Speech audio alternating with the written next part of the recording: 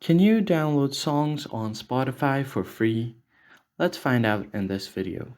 First thing you do is open up your Spotify app, and then from here, if you want to download any song, what you usually do is create a playlist with a list of songs that you want to download.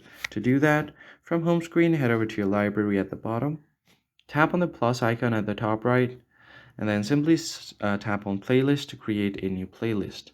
Now here you can add to this playlist, and then you can add different songs from here. So just tap on this plus icon to add these songs to your playlist, and once you have done that, you will see this download button right here. If you tap on it, as you can see, Spotify is asking you to explore premium. So if you are on a free version of Spotify, you cannot download songs from Spotify. So you will have to subscribe to its premium. So click on Explore Premium. And then from here, you could try out these ones for free. You just need to enter your card details and you're going to get a 1 month free trial. And within that period, you can download any songs you want. And then after that, you can just cancel the subscription anytime you want. That is the only way you can download Spotify songs for free as of now. That's it for this video. I hope it was helpful. I'll catch you guys on the next one.